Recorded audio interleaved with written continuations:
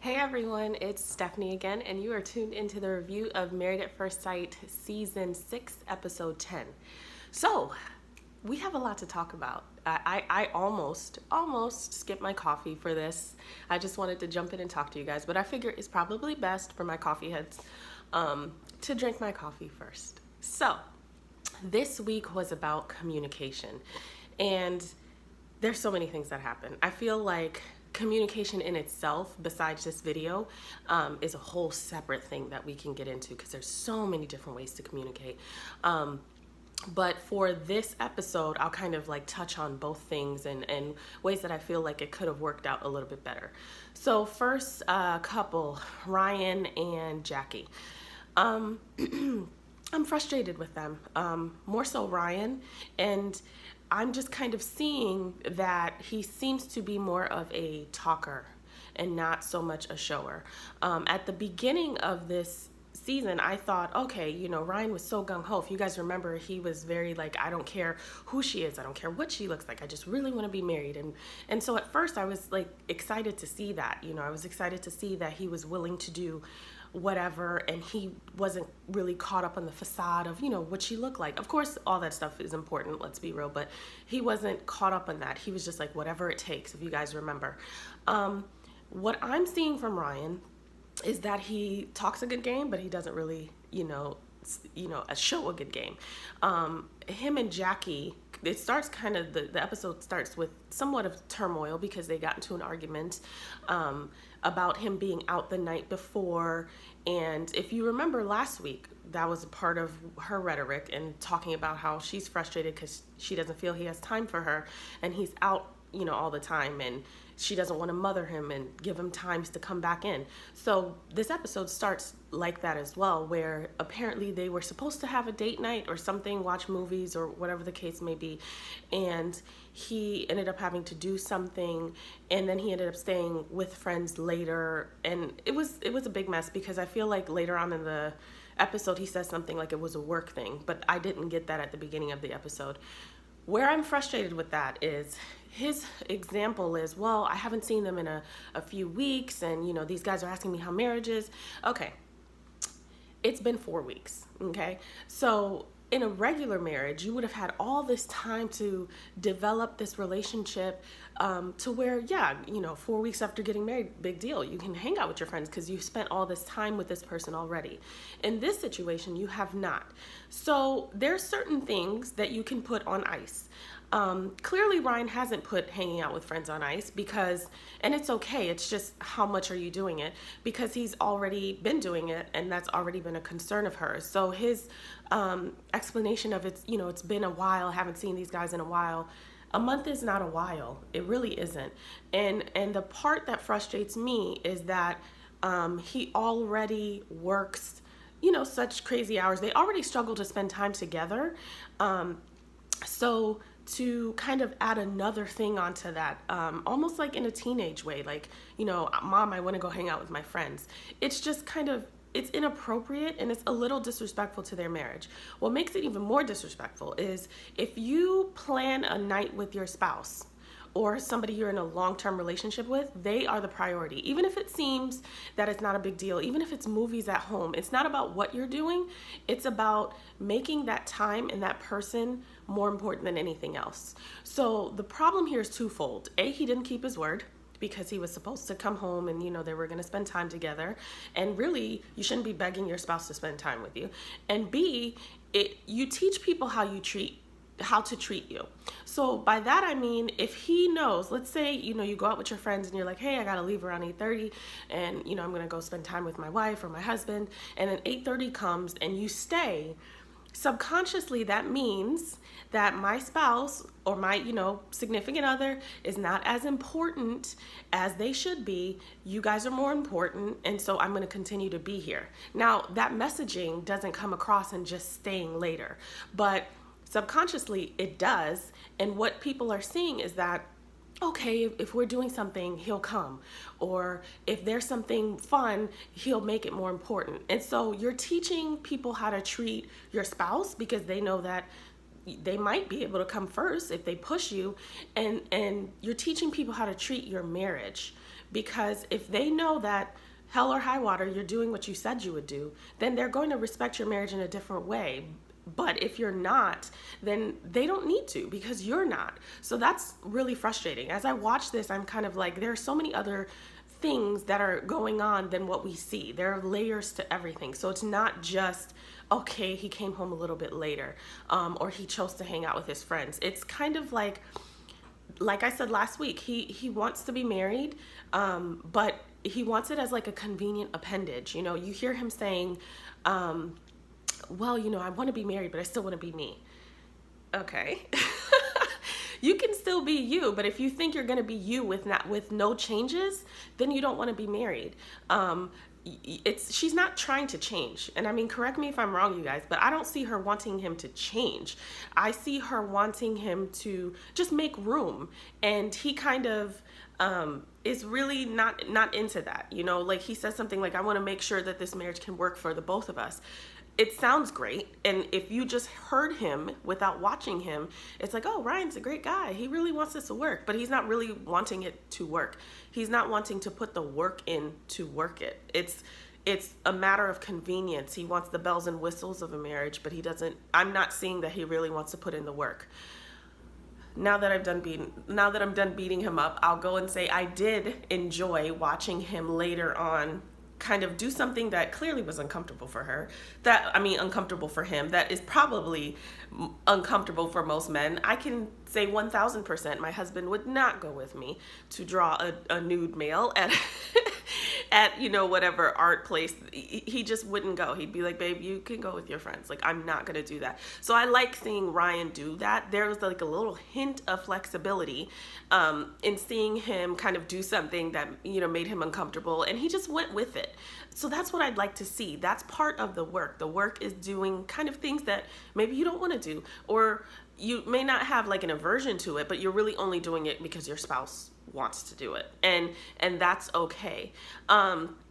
In terms of communication, they struggle. I'm really happy to see that Jackie has found her voice in that conversation. I think she could, you know, as time goes on, she will get more comfortable. But I said last week that I felt like at some point she's just going to be over it, because she's not going to want to continue to mother him. She's not going to want to continue to fight for time, which is something so basic. She's really understanding of what he has to do, and is just kind of trying to wedge herself into some of what he doesn't have to do, but wants to do and be a part of it, and just wants to feel prioritized, which each spouse should. If the shoe was on the other foot where she wasn't making time for him, I would completely say the same thing. Your spouse shouldn't have to fight to be heard or fight for time with you. So I liked seeing her just be a little more assertive in that conversation, kind of letting her know that he's not listening to her. And I still feel like that conversation didn't really end well. You know, I'm happy that she kind of said, hey, you're not letting me talk. But he was pretty much dismissive. People's experiences are their own experiences. So if I feel a certain way, you can share that your intention wasn't that, but you also have to recognize that that's how I feel, and communicate that way. So his communication style and speaking over her, and also saying your perspective is kind of wrong, is problematic because he's not listening. So part of good communication, when we talk about communication, we talk about, people think, oh, talking. I talk all the time. Okay, well, if somebody speaks English and somebody speaks Spanish, they're both talking. But are they communicating? No, because I can't understand you. And are you communicating effectively? I may be able to understand logically what you're saying, but is your communication effective enough for me to truly grasp every part of that?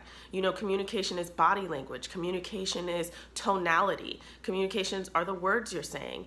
Communication really in relationships as well is, and this is really difficult, so this is a pointer for you guys, and really think about it. When you're in a relationship, chances are you know the person pretty well. And when we get very passionate about things, sometimes we say things that we shouldn't, and sometimes we just, you know, maybe, or we don't say things that we shouldn't. So sometimes we shut down. If you really recognize the intention, and that's a huge word, I want you to get it, the intention of your spouse or the intention of your significant other, knowing who they truly are, you will learn to have more patience. Because if you recognize, okay, this person just said something quite ugly, but I know them at their core, and I know that in that space, that's not what they meant, even though it wasn't appropriate. So I'm not justifying any bad behavior. You start to have a little more patience knowing that, okay, this is not what this person really meant, and they're in this horrible space. And then you learn how to communicate even in not communicating. Give me 5 minutes.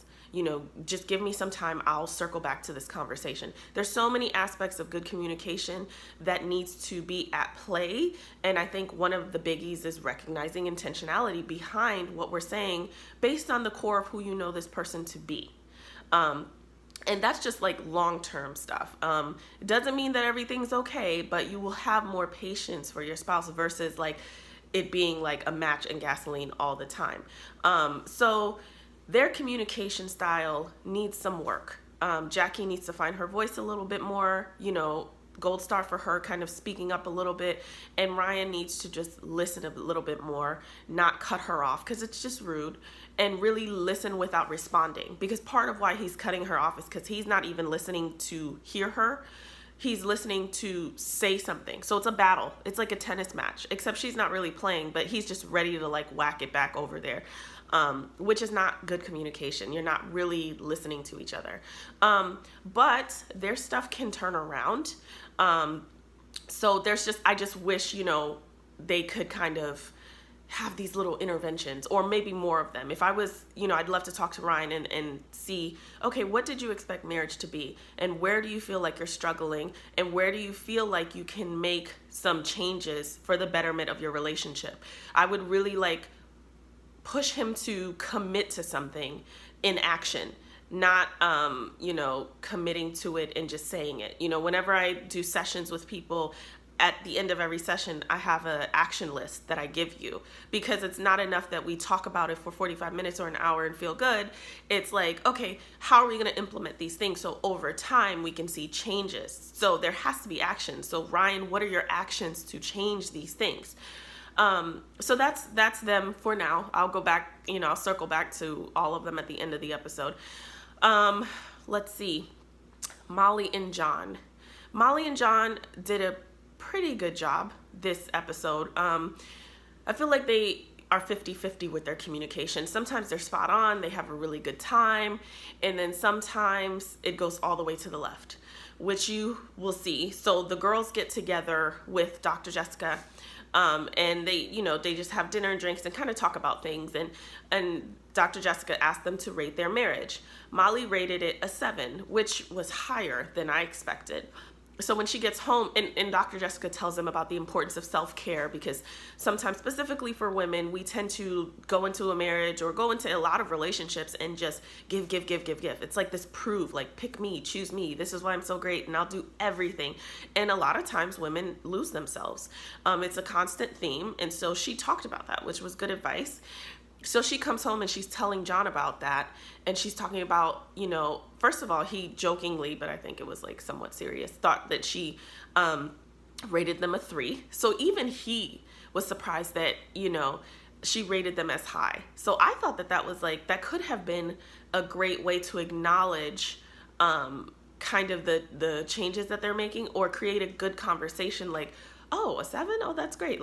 What do you think we can do to make it an 8? Something that is positive and kind of reinforcing good stuff and moving forward. It didn't go that way. When she started talking about the self-care and how important it is, and self-care could be anything depending on who you are. She talked about getting her nails done and stuff like that. He started talking about kind of not needing to do those things in this time frame and taking the experiment as serious as possible. Now, the way that I feel about it is, for this experiment, certain things need to be on ice. Like, if you're spending an excessive amount of time with your friends as a single person and you go out 3 or 4 nights a week, put that on ice. First of all, it's not going to happen in marriage anyways. But even if you want to do, weekly drinks with friends, which is fine, you got to put that on ice for a little bit. For this experiment, because you really don't know this person. This is not a traditional situation where you've known this person. So you can have, drinks once a week with your friends and it doesn't impact anything. This is very different. So stuff like that you can put on ice. However, this is also supposed to be reflective of a real relationship. So if you get your nails done, women do that every 2 or 3 weeks. If you go to the gym, you do that once a day, you know, or several times a week, that's not really a big deal. That's because part of the experiment is kind of learning to merge lives together and fit in each other's routine and then make it work. So she discusses the importance of self-care, and he kind of takes that as him giving so much by putting everything on ice, and her not really doing that, when all she was saying was, you know, self-care is important and it's good for your mental health and stuff like that, which I completely agree. And he didn't really get that. And I really don't even know where the disconnect happened for him, because then he kind of, you know, says that if he had to not go to the gym and just go to work and come home, then he would be perfectly fine, kind of making it seem that he's taking the experiment more important. And then he does a very passive aggressive dig, saying that, you know, they haven't had sex and traditionally they should have sex, and because of that, like, he can go hang out with other girls because it makes, you know, it was just this thing that literally made no sense. It was literally just to be a jerk. Like, it didn't make any sense. It wasn't logical. The conversation was really, really simple. And I think because he's so frustrated, it's coming up in these passive aggressive ways. Whether he should be frustrated or not, and I said in the past, he can be frustrated with the fact that they're not intimate. Like, he has that right, just like she has that right. I think they just need to communicate better, or whatever the case may be. But the passive aggressive digs because you're frustrated just don't work. Like, we can all agree, whether we think, you know, he should be with her, or he shouldn't, or he should be frustrated or not. We can all agree the passive aggressive digs don't work. We cannot have conditional communication. And so conditional communication, because I'm making this up, is when we base our communication style off of the conditions of what our spouse does or doesn't do. If we did that, your communication will always fail.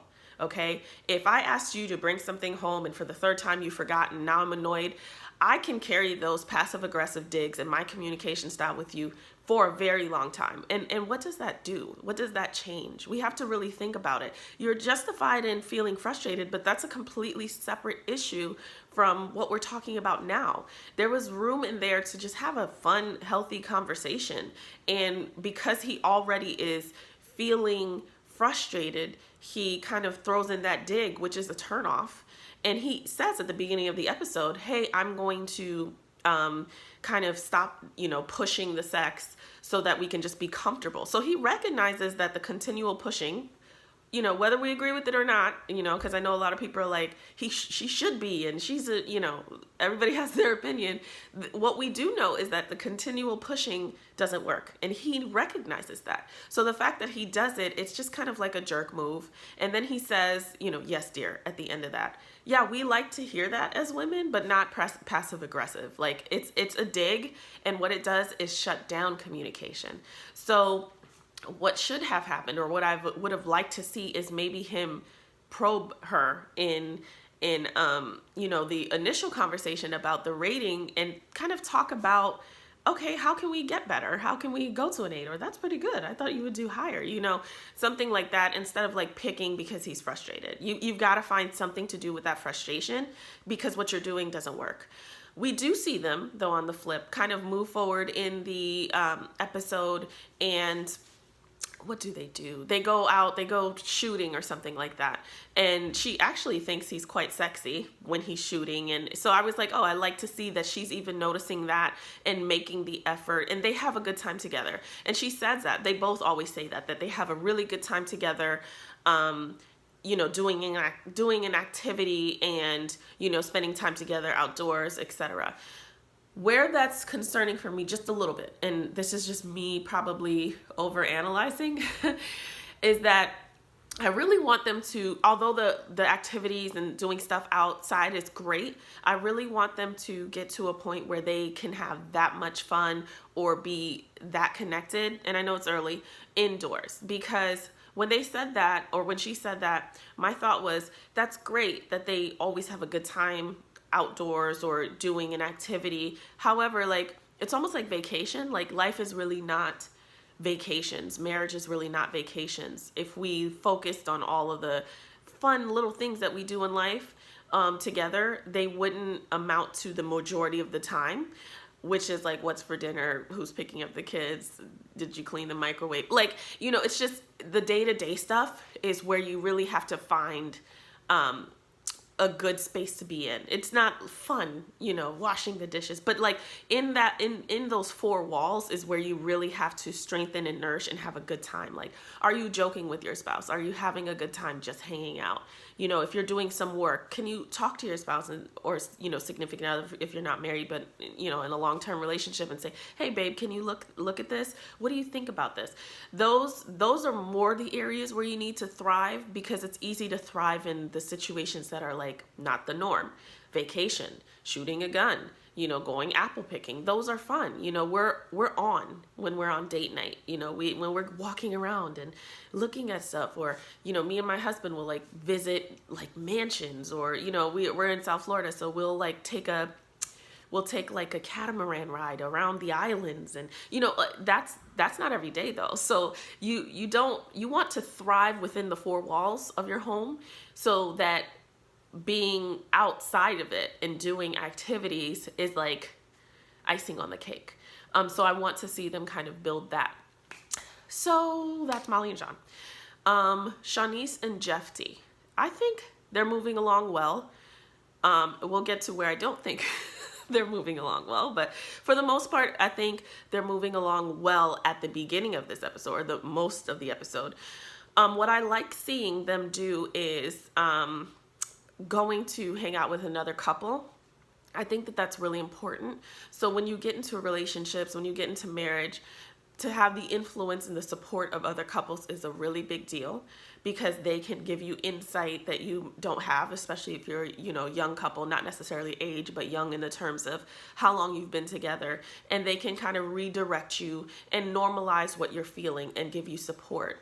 I definitely think that your single friends can give you support too. I gave, before I was married, I gave wonderful advice. I mean, not much has changed to my married friends and friends in relationships. I think if you're mature and you just have like experience with relationships, you can be very, very valuable. But I also think that, you know, people who, you know, are in long-term relationships or married can give you a perspective that you just don't know when you're single, just because you just don't know it. You can't know it if you don't experience it. And so I think it's important to have valuable single friends who can really speak, you know, life and positivity and support into your relationships, who have that maturity to recognize those things. And then I think it's really important to have, you know, friends who are married or in long-term relationships who can be like, oh, I get it too. Oh, I did want to kill him too because he didn't clean the bathroom. You know, like you need to normalize that, because sometimes you don't know it until you're in it. So I like seeing that dynamic, because they were able to kind of be supported. And that's just a good element of, you know, this experiment and what ideally should be happening in relationships, or would be fruitful for your relationship. So that's really good with them. There's really nothing else throughout the beginning of the episode, or really up until the end, that concerned me with Jephte and Shawniece. So the big thing that we want to talk about with this episode is they were given an exercise to exchange phones for an hour. And it was a trust exercise. Obviously, a lot of people are like, what? Yeah, to exchange phones, you know, for an hour. Obviously, they didn't know they were going to do it, which they shouldn't have, because that would have, you know, that would have kind of defeated the purpose. The whole point is to see if you can trust your spouse. Molly and John did a good job. They kind of were on the same page with it. Like, here's my phone. But you know, neither one of them really wanted to do that, didn't feel the need to do that, kind of discussed trust, discussed, you know, if you had to do that, then there are more concerns in your relationship, which I agree. If you feel like you absolutely have to do that all the time, then it's not about the phone. It's about the trust in that person. I think that Jaclyn and Ryan did a great job about it. You know, I think everybody was a little shook, as we all would be, let's be real. Not because you have something to hide, but because it's like, you just don't expect it. And your phone is always like the most personal thing. Even if you can say, hey babe, can you dial this or whatever, it's always the most personal thing. You know, you have conversations in there with family and friends, and, you know, me and my girls in my group chat, and sometimes we're like savages in that group, you know, just like joking, and the awful humor that we have. So it's not even like you're hiding anything. You're just like, oh my God, wait a minute, I didn't, it's like somebody bursting in and you didn't fully have your robe on. You're like, oh my God. So I think everybody was a little shook with that. Ryan and Jackie did a good job. They kind of just swapped it, didn't have anything to hide. And that was their whole idea behind it. I don't have anything to hide, so let's just kind of swap it and talk about it and then move on, and didn't make a big deal. So it was good to see. It was refreshing to see them kind of communicate effectively in that way and trust each other. Shawniece and Jephte. This is where they did not do well. Jephte, let's be real. Jephte is that leading that horse to water. I mean, it's been that way pretty much the whole season. He's done better though as he's gotten more comfortable, but I think this was like a new hurdle for him, and he was just not about it, and he did not give up his phone. So Shawniece was very frustrated. She was willing to give up her phone because she says, I have nothing to hide. Jephte, on the other hand, was completely shook. So now we're looking at him like, do you have something to hide, or is it just the principle that you don't want to do it? In the confessional, he says, he's not ready to do that, or shouldn't be forced to do that. It should be something that is done when he's ready to do that. To be honest, I don't think that he'd ever be ready to do that. And I don't know that anybody would one day walk in and say, hey babe, how was your day? Here's my phone. Like that doesn't really happen. I think for the sake of this exercise, where this might be difficult for them is because they have known each other for 4 weeks. I mean, couples who've known each other for years can't do it. So for them who've known each other for 4 weeks, that's such a spike in needing to trust somebody that last month you didn't know. Like really, last month you didn't know. And so he didn't do it. Here's what I think about the phone thing, okay? I think that if you're using your spouse's or partner's phone, or the need to have a phone, or look through their stuff as a means of being dominant, controlling, nosy, obsessive, I think you have a problem, and I don't think that's acceptable. However, on the flip side, if your spouse cannot look through your phone, or if your spouse can't have your phone because there's something to hide, then that's a problem too. Your spouse should be able to look through your phones and the conversation should end the way that it starts. Happy or regular. Kind of like Ryan and Jaclyn. They did it. It was fine. And then at the end, it was like, oh, okay. That's how it should go. If your spouse grabbed your phone and it doesn't go that way, you have a problem. And it's not acceptable. And it shouldn't happen. So if you needed to have your spouse's phone, and you couldn't give it to them for any reason, that's a problem. And I think you should be able to do that. You should be able to swap phones and say, babe, like, okay, I was just talking shit to my sister about XYZ. Like, that's what it should be. It shouldn't be anything that is dishonoring or disrespectful to your union. And the reality is that's what's happening. And that's why people can't give up their phones. So I think that, no, we don't want to use it in a negative way, but you should be able to do it. Because here's the thing. If you commit your life to someone, you commit your life, you commit your finances, you commit your body, you commit, birthing children, you commit building things together, you commit connections and homes and friends and families and everything. But we draw the line at the phone? Like, no, it doesn't work that way. Like, if you can give up everything, including your life, you can give up your phone. Is that something that needs to be happening all the time? Absolutely not, because there's a bigger problem at hand. But if you can't do it, whoever you are, something's wrong with you. And that's my 2 cents on the phone. I don't know what Jephte's thing was. Jephte has always been kind of difficult, so maybe he just wasn't ready for such a spike in trust, or maybe he was hiding something. Whatever it was, the way he dealt with it was piss poor. He left, okay? He left because he just couldn't deal with it. And I think Shawniece, yeah, she was visibly frustrated, but she wasn't like going off on him and yelling, and she was just frustrated because now it's kind of like you got the wheels turning. Like, why is it that you just can't do it? And so he leaves, which is like absolutely not, you guys. Like, you can't do that. What that is teaching your spouse is that when things get a little bit difficult or where you get frustrated, you will leave. I cannot trust you. Now the trust is not about what's in your phone or are you seeing somebody else or doing something inappropriate. The trust is that I can't even trust you to be here, which I shouldn't even have to question that. I should know that regardless you're going to be here. So you have to really recognize how you respond when you're in an uncomfortable situation. And I'm actually going to do within the next few days, I'm going to do a marriage prep for marriage video. Like, okay, when you're thinking about preparing for marriage, what does that look like? Part of that is, you know, recognizing how you deal with things on your autopilot and stopping yourself. So if you're a runner, if you like to like, get me out of here, I'm out of here. You need to, not that you're gonna one day just wake up and say, oh, okay, I'm not gonna do that, because you'll do it. You're on autopilot. You do it without even thinking. You need to get to a place where you start to recognize those signs before you get there, so that when you're like putting on your shoes, you stop yourself, even though it's so uncomfortable, even though you really want to leave. You stop yourself, because how you do some things is how you do all things. You're not gonna get married and be super so-and-so.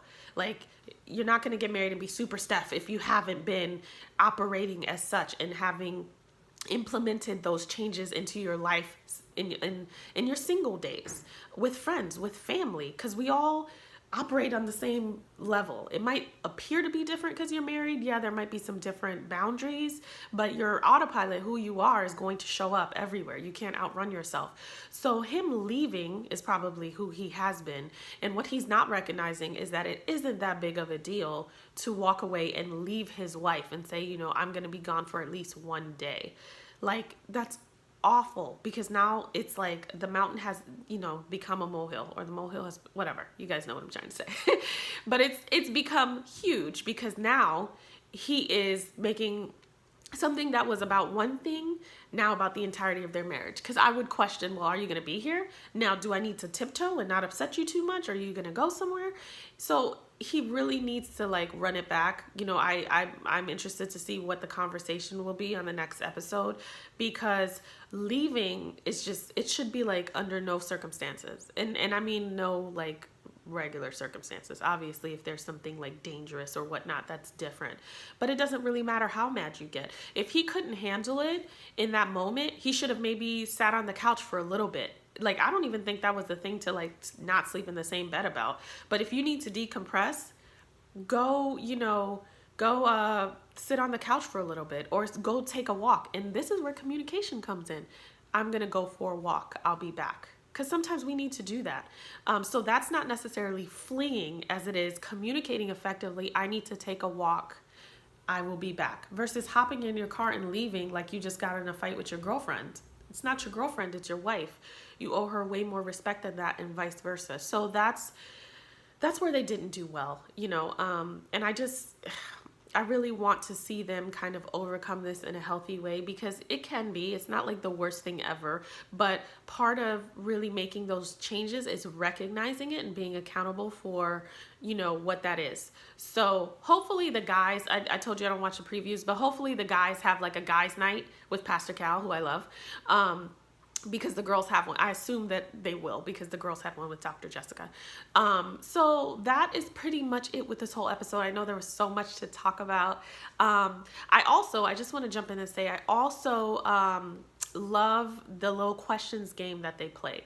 I think that that's like great, where they pull, you know, something, there's a little like jar with questions on their nightstand, and it's kind of like a way to connect and pull something that you didn't know about your spouse, and just like, it's really fun. And I think that that's like a great tool, whether it's a new relationship or old relationship, because we're always evolving. And then there's just things that you just don't know, because we get into the same mundane rhetoric, and so it's kind of like a nice change. So I think that that would be great. You can also go to this website below, where there is a card game called Sip and Share, a fun way to be nosy, that I created. And it's a great conversation starter game for couples and women. It's interchangeable, that can help create new connections or deepen connections that are already there. So take a look at that. Let me know what you think. And as always, if you loved it, subscribe and comment, and I will see you next week. Hope everyone has a great week.